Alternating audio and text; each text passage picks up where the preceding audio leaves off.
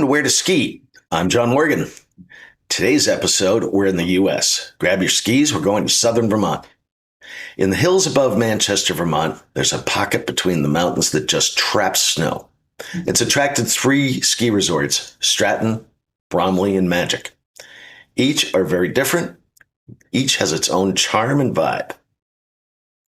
Now, southern Vermont is quintessential Vermont. Skiing, shopping, beautiful towns, green trees, inns, even a few covered bridges. Springtime brings some of the best skiing and extracurricular activities. That can include a trip to a sugar shack to watch the pros boil down maple sap into syrup. Okay, let's head about 20 minutes up the hill from Manchester. First one we get to is Stratton. It's the biggie of this trio, with a scenic gondola, a walkable base village full of shops and restaurants, and a variety of terrain. Has the lifts and the terrain to support all levels of skier. You can't always rely on the deep powder days like some western mountains, but you can be challenged all day for days. Runs like Liftline, Tamarack, and even Upper Standard rival groomers anywhere. Beginners can make a run from the top on Wander, or they can hang out in the base on the magic carpets. Couple that with a base village that has restaurants and shops, and you have a great mountain feel. Has 11 lifts, 99 trails, and over 670 acres of terrain. There is a vertical drop of just over 2,000 feet, which means Stratton has some real skiing, and you can really get in some mileage here. One of the things that distinguishes Stratton from the other Vermont ski resorts locally is its walkable European-style village right at the resort's base. You can get coffee and pastries from the Upper Standard. Bromley is the south-facing mountain directly across from Stratton. Family-friendly with a centralized base area. Reminds me of the place I learned to ski where I could go off on my own. Safe and straightforward. This place has been around since 1936, so it's old. It was started by the Pabst family of beer fame. It's got 47 trails, 9 lifts, and a variety of terrain that make this place a fun. While the front side is geared toward beginners and intermediates, the back, or the east side, has steep chutes and glades. Now, on to Magic. This is like stepping into skiing's history. Friendly, small feel, Magic Mountain has a vertical of 1,500 feet, but it has some seriously gnarly steep trails on the right side of the mountain, the west side, and good tree skiing all over. Got to be a little careful. You need snow to be able to ski this stuff because there's no snowmaking on the steep stuff. And it's the smallest of the 3 with 39 trails. But it's here you see families teaching their kids off on their own, and it's also where on many afternoons you get live music in the Black Line Tavern at the bottom. It's compact and it's fun. Today our guest is Benzi Ross. Benzi's an artist, photographer, and an innkeeper. Her spot is the Jamaica House in Jamaica, Vermont, where we taped this episode. She's an amazing skier, former racer, and she grew up, literally, right on Stratton Mountain. Her dad was Emo Henrik, who led the Stratton Mountain Ski School for 26 years, and was one of the Austrians that came to the U.S. to help jumpstart U.S. skiing by teaching Austrian technique and culture to those of us in America. Benzi grew up in this environment and has skied through all the growth and changes in the area. After a short break, we'll talk to Benzi and take a trip to southern Vermont. Gear up for untracked lines and deep days.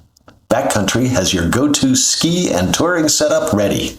From avalanche packs to fast skins, their gearhead experts tested all in the wild. Use code WHERETOSKI, all one word, at checkout for 15% off one full price item. Some exclusions apply. Let's make every run count. That's Backcountry at backcountry.com. Welcome to Where to Ski, Benzi. Thank you. Thank you for having me. I'm excited. We're going to talk about southern Vermont, the skiing down here, and what it's like.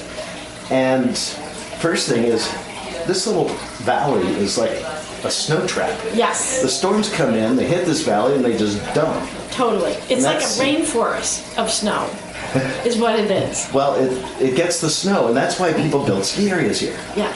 And first ones here were Bromley and Magic. And then about 1961, Stratton was put in. And it's been attracting skiers ever since. Yeah. And you've lived here pretty much your whole life. My whole life. And my whole life. Your whole life. So has it changed a little bit since you grew up? Yes, it has. Well, it hasn't. It hasn't. Oh my goodness, that's what's so great about Vermont. There's parts of it that don't change at all. Like Bonneville, the little town at the base of Stratton, it has not changed, and the access road of Stratton hasn't changed. Like when I drive up the access road of Stratton, I get these wonderful feelings of when I was, I don't know, 10 years old, because it still looks the same. Yeah, there's more houses and stuff. More houses, yeah. And there's more people. Yes. And that's one of the downsides of this part of the world is that during the week it's awesome. Yeah. You get a holiday or a weekend, and New York, Connecticut, and Massachusetts are all within striking distance, and they all show up. They all show up. And so, yes, but that's pretty much the case in any ski area across the country, I will say. I'm around enough in all the other ski areas. The weekends just are busy. Have you been on I-70 in Denver lately? Yes. Wait, I ended up just moving up to Dillon when I was living there because I didn't want to do I-70 anymore. But during the week is such a heavenly time, both here and everywhere. Not as many people. You get the whole mountain to yourself. It's a whole different world during the week. But, I'm going to say this out loud. I love weekends, too, because that's when I see all my friends. They come up from Connecticut. They still all come up. And that's important, because that's so part of what skiing is. It's the community that you have. Yeah. And when they show up, it's awesome. It's so great. So so that's what's so cool about Stratton is the kids that I grew up with in 1960s and 1970 still come up with their kids now, and they're in the houses that were built in the 1960s, 70s, and their grandchildren are up on the hill, and it's still that wonderful feeling that has always been a part of Stratton. It just got passed down to their kids, their grandchildren, and they were all old now. So that's grandchildren. But you still ski, and every day. So let's talk about Stratton. Yes. Let's go there first, because we both spent a lot of time on that mountain, but you spent a lot more than me. Yes. And it's a good skiing mountain. There's places for everyone to ski. You can learn there.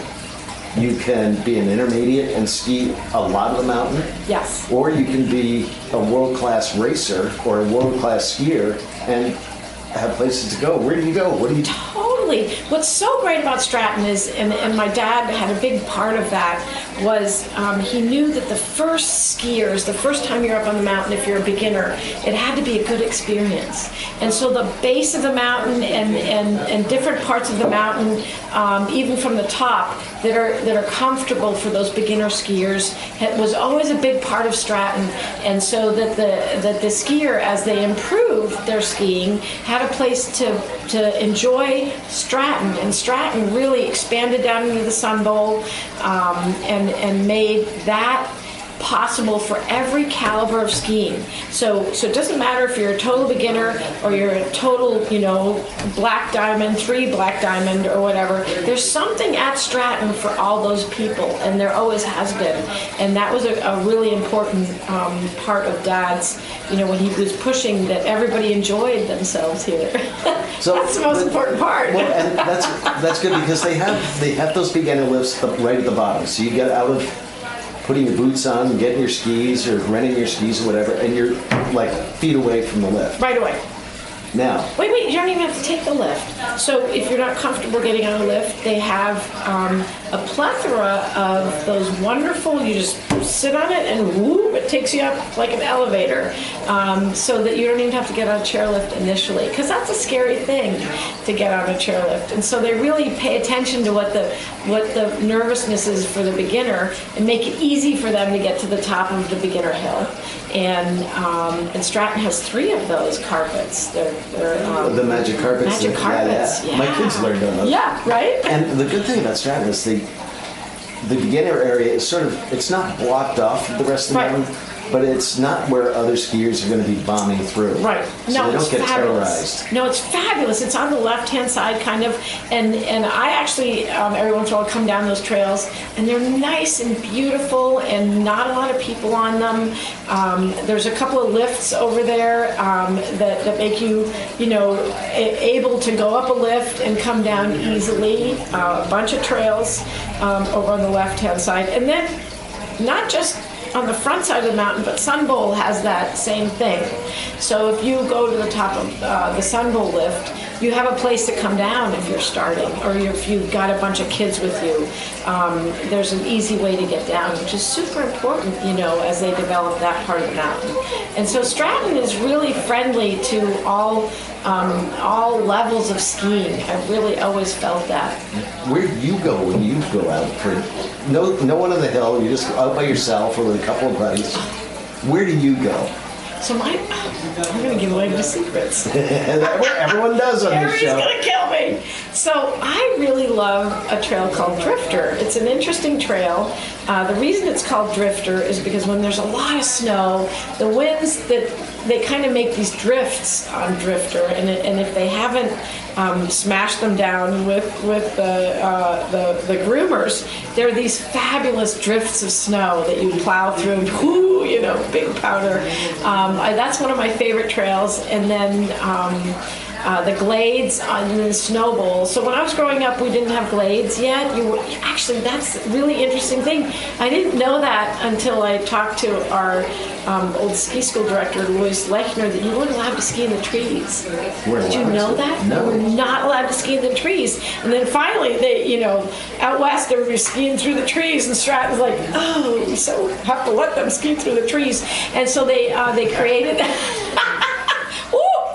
there's a moment. They created these glades over by Slalom Glades, so that's the Snow Bowl area, and just fabulous glades. Meaning they've cleared out the underbrush, and in the winter you can ski through there and not be too encumbered by trees, but it holds the snow, and so it's beautiful. Like after a big snowstorm or something, those areas are fabulous and fairly steep, because you need fairly steep to ski the powder. We've had some great powder days up here at Stratton this year, and that part of the mountain is conducive to that, and you can ski in the trees now at Stratton. And that side of the mountain I rather like, because there's some really interesting terrain and stuff too. Yes. So even if it hasn't just snowed, there's, if they've groomed it, they've got rolls and ridges and off-camber turns. Oh, so great. So here's the deal with Stratton. Gene Gillis was the initial trail designer for Stratton. And he ended up leaving here and going out to Keystone. He ended up designing Keystone. So if you ski Keystone, it's very similar to Stratton. But what he knew how to do is he knew how to just take the terrain of the mountain and make the trail just be so fun. There's just a couple of trails like Rhineline and Black Bear and Tamarack that just really, they're so fun to ski, because he knew how to take the terrain and make it a ski trail, and he was gold that way. He just knew how to do that. And so Stratton has that backbone in its trails, which make it so fun to ski. Like, you don't want to stop. I don't know about you, but I don't stop when I'm skiing. I just keep going, because I just really enjoy that, and Stratton has that. I heard a story about your father figuring out where to put this Sun Bowl lift. Skiing down through the trees, nothing is cut yet. Nothing. And this is where we put the trail. We're skiing it now. Yes, exactly. So Gene Gillis then taught my dad, and he was so talented at it. And Stratton really has some incredible terrain-driven trails that are just fun to ski. They're not just these big, huge swaths way out with no trees or anything. What's so great about Stratton is that it goes with the terrain of the mountain, and they kept a lot of those trails with the trees, and that's actually also good to keep snow. Honestly, when there is trees, when the trail's a little narrower, it keeps the snow, and that's why Drifter is such a great trail. So now we got your secret spot there. We do. Well, and having a gondola there, it never used when I was growing up, and when you were growing up, there was no gondola. It was chairlift, all over. Chairlift. Now everything is fully detachable quads, Yes. all over, high speed everywhere, and Real nice, right from the bottom. So you can totally jump on the gondola, get to the top of the mountain, nice warm gondola, and have that accessibility quickly. It goes quickly, and so you can really. So I don't know. I love to train and I love to do those non-stops, and the gondola really facilitates that nicely. but during the week you could get some real laps out of that Yes, too. You totally. Could, Well, how tall is Stratton? Help me. How tall is Stratton? it's like 2,200. Yeah, so you can put some miles Put some down. miles on. And did you ever race the gondola? I did not ever race the You didn't gondola. get off a gondola and try and beat it back down so you can take the same gondola back I've up? never done that. I haven't done that yet, so I'll have to do that, I guess. So the other thing about Stratton is it's got a community. Yes. The community was really started in a lot of ways by your parents. And there were hotels and bars and restaurants the bars and restaurants were in the hotels around there. It's sort of morphed. There's a lot more condominiums now, but it does have the main street down there, so there's shopping there's and some great restaurants in the village, and they put up a lot of infrastructure. So if you come to Stratton and you stay at Stratton, you're literally at the base of the mountain in a lot of the facilities that have the rooms there, and so it's really convenient. And you park in underground parking, so your car's safe and out of the snowstorm, and you can literally walk across the street and boom, you're on the mountain. So that's fabulous. Stratton really created a really friendly way to buckle on your boots. You're up on the mountain early in the morning. You can get up there. Yeah, you got to get there early, any time. But that's true with any mountain. Yes. You got to get out there early. Oh yeah. None of this lollygagging around till 10 o'clock in the morning. That does not work. Then you miss all that freshly groomed stuff. Right. Oh, and that's so fabulous. So Stratton really has always had phenomenal groomers, and snowmaking has always been fabulous at They Stratton. were one of the first ones to really put in massive amounts of snow there. Absolutely. That was really important to both Gene Gillis and Daddy way back when. And Gene Gillis actually worked on summer skiing as well. So there was this turf that they put down on the suntanner at Stratton. I don't know if you remember this. No. So you can ski in the summer. It was wild stuff. It was AstroTurf.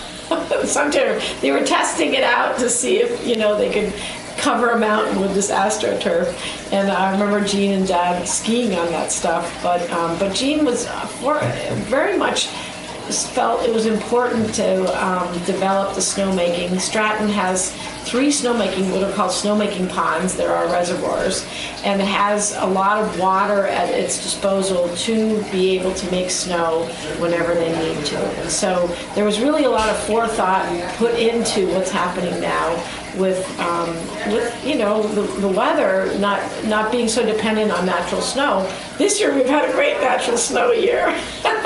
It's great skiing right now. And by the time people see this podcast, it'll be right in the spring, so that you'll be able to go up, get some sun at Stratton, go ski it, and then go mapling afterwards. Yeah, totally. Oh my God, spring skiing at Stratton is fabulous, and that's the best time at Stratton. I think I love all the times at Stratton, but then we're really lucky. We have 2 other areas, and you wanted to chat about Bromley and Magic. And those are historic mountains. Bromley, 1930? Yeah, late 1930s. Yeah. It was right before World War II. Right. And it was started by the son of the guy who started Pabst Brewing Company. Interesting. That's a story all into itself. That's a whole different thing, and that's history I'm not totally sure on, so we won't go down that path too much. Right, no. But it's cool because it's, every time I look at it, it's Bromley because it's got, the runs are shaped like a B. Right. Right. So you look at it and you go, B, that's Bromley. You can spot it from the air. You can spot it from anywhere. Yeah, and Bromley's a different mountain than Stratton. It has a southern exposure, and so it's a sunny ski area, which in the spring causes it not to have as much snow towards the end of the year. But just a fabulous mountain that really has something for everybody as well. They've got a great beginners area. If you're coming up with kids or beginner skiers, they've got a really nice little area right at the base of the mountain, which really allows people to be right there and then graduate slowly to the different parts of the mountain. And then they've got some great, black diamond skiing as well up there. I haven't skied Bromley in a long time. Yeah. I can't remember that they got some steep stuff. Yeah, they've got a little bit of steep stuff on the other side. They just steep enough. And then talk about steep. Magic Mountain is actually really steep. They have beginner areas as well, but I don't know if you know this, but I can't remember which team during the Lake Placid Olympics came down here and trained at Magic because it was steep enough. I can't remember who it was. It was either the Swiss or the Norwegians. I'll have to look at that history. I actually came down here to train at Magic Mountain during the Olympics. Yeah, Magic, that whole right side is very steep. Yes. Yeah. And the left side, where they've got more snowmaking, is less steep. There's a couple of steeps in there, but not too many. Right. But on a really good snowy day, Magic, that's where we go. Okay. Magic's just, it's magic. It's lovely. It really feels like an old, Vermont ski area that's got a beautiful little base lodge. And just has that homey feeling.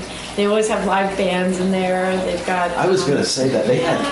I skied there today, and they had the guys I was talking to said, they had a raucous band there over the weekend. They brought them up from New Orleans. They did. They do. They bring in really interesting bands, and they're super all summer too.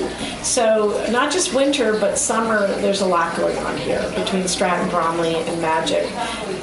There's a tremendous amount of music and events going on in the ski areas, but Magic has this great music venues that super fun to be over there, and just it's a smaller mountain, but still has enough. If you go over there for the day, it's so great. Likewise, Bromley too really has interesting slopes and something for everybody is what each of these three ski areas really have.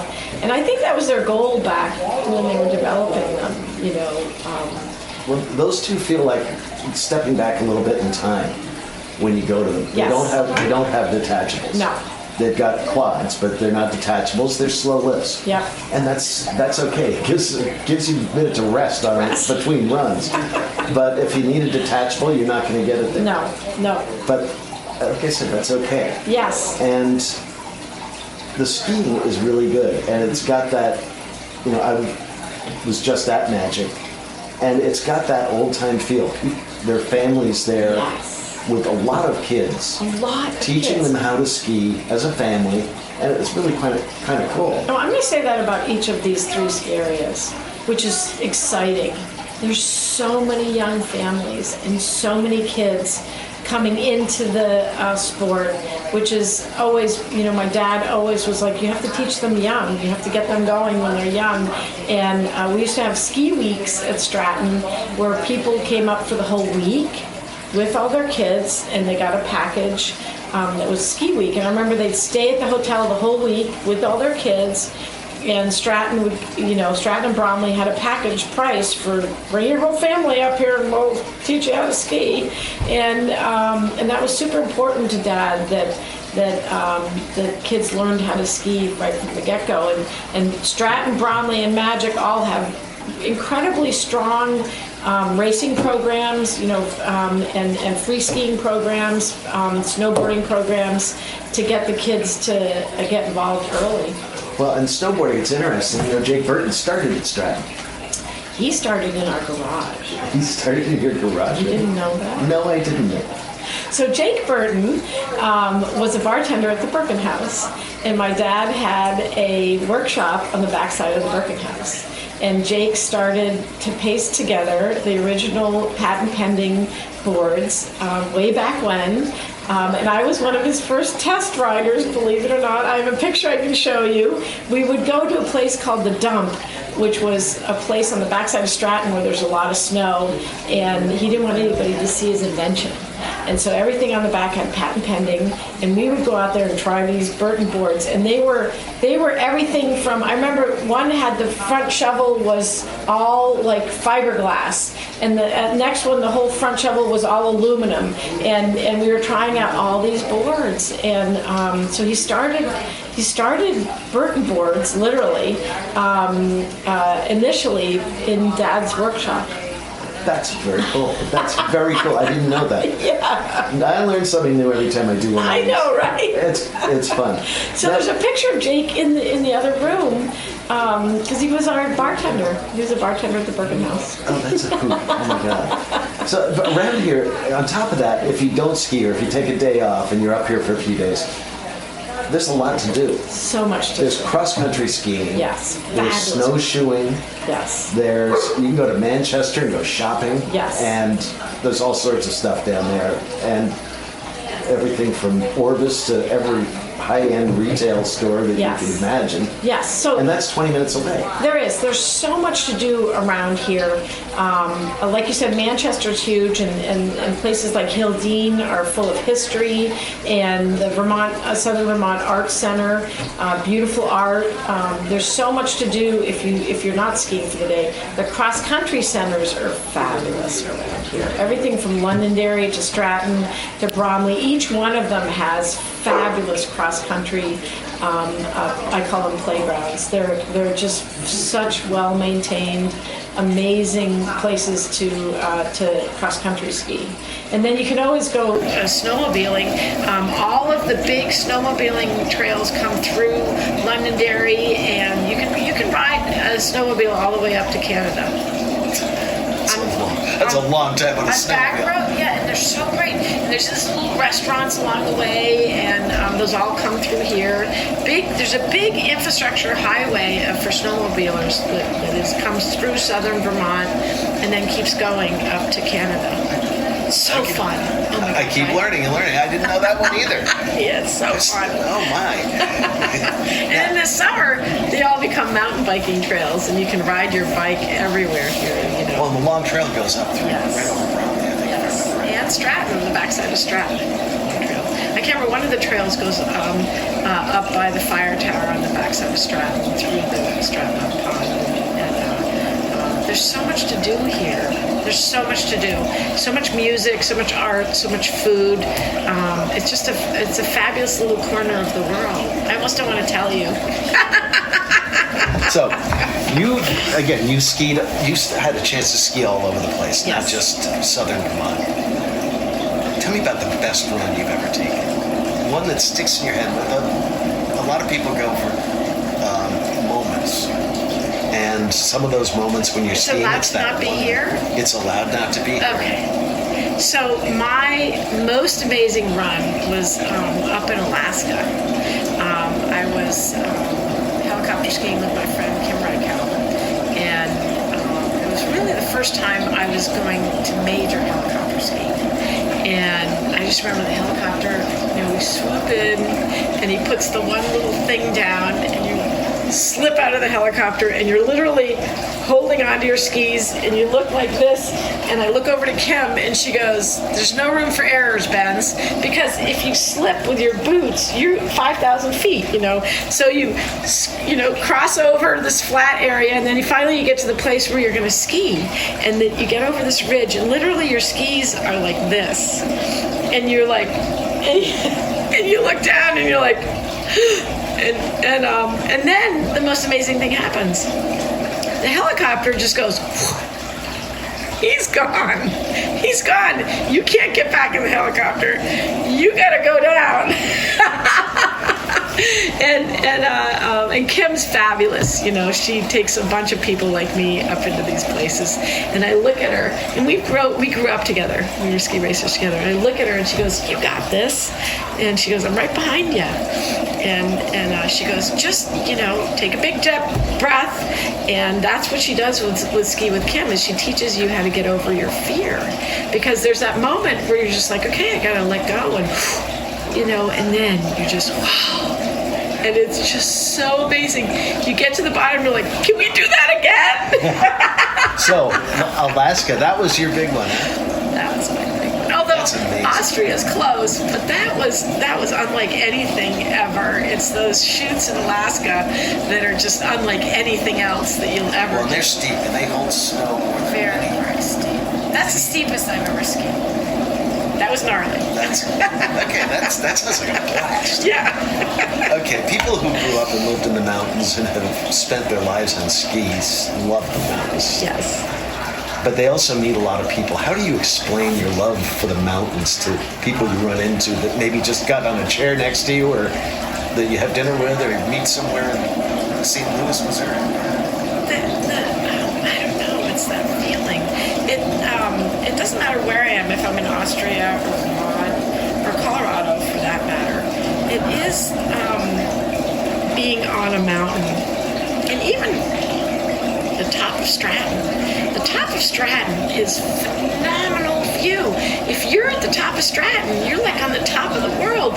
You just see this massive land out there that is just so fabulous, and you can't make that up. That's a great feeling, you know. So. Okay. Your favorite? My favorite is the New American Grill. It's in Londonderry, and it's about 10 minutes away from the mountain, from Stratton, and from most everything. But the food there is fabulous. It's really good. And then up on Stratton, I love Mulligan's. Mulligan's is she knows all the good restaurants here. This is my sister. Currently, Judy. or Yeah, currently. Best restaurant. Yeah, Thai basil all day long. Oh, Thai Basil in Manchester. Yes. And then the Silver Fork, Where's that? also in Manchester. So there you go. Best restaurants. Yeah. And then Depot 62 is Turkish. Spectacular. Very good. And then another place I would maybe go is She knows all the good restaurants. yeah, because I'm a foodie. Well, it's fun, you know. So up at the top of the mountain, when you get done with skiing, going to 802, that's a great little fun bar. It usually has some kind of sporting activity on the TVs. Really good food, really good bar. Great atmosphere. Great atmosphere. Mulligan's is right next door.